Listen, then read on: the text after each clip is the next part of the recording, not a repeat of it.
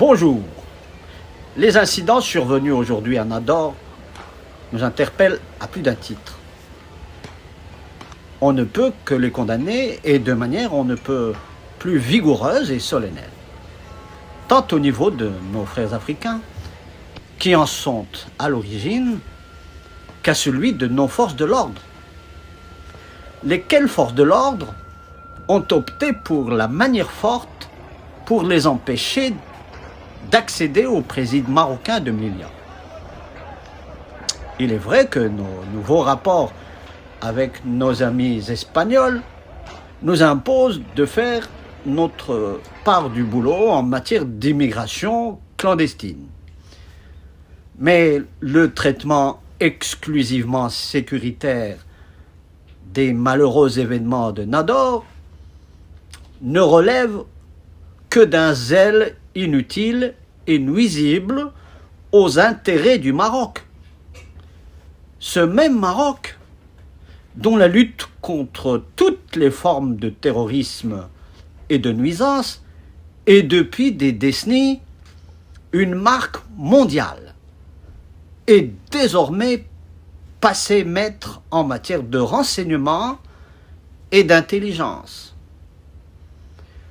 Une chose est sûre, nos forces de l'ordre auraient évité une telle maladresse en ayant prévenu de tels débordements humains avant même qu'ils ne soient déclenchés. Mais non, l'Espagne, qui serait aujourd'hui responsable de gérer intramuros ces flux de candidats au paradis européen, s'en frotte maintenant les mains. Car les morts que nous avons toujours été, se sont, comme à l'accoutumée, chargés de faire le sale boulot. Et, réseaux sociaux aidant, les images déplorables de ces rats de marée humains, pour le moins pourchassés et malmenés, ont fait le tour du monde en quelques secondes. Et le Maroc est encore une fois sur la sellette. Il est montré du doigt par les ennemis de tous bords de nos intérêts supérieurs. À leur tête, notre intégrité territoriale.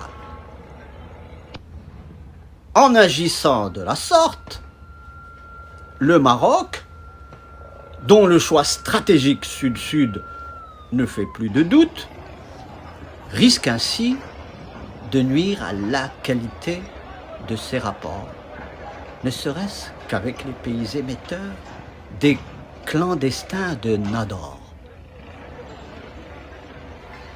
On n'avait certainement pas besoin d'une telle bévue. En conclusion, l'Espagne et derrière elle l'Europe s'en frottent donc les mains. Pire, ils auront probablement même le culot d'exploiter ces incidents au nom des sacro-saints droits humains pour en tirer à l'avenir un quelconque profit à l'encontre de notre pays. Le Maroc a plus besoin d'Afrique qu'il n'a besoin d'Europe. La bavure de Nador est de nature à hypothéquer un leadership à peine entamé sur le continent. Alors, de grâce, plus jamais ça. À la prochaine.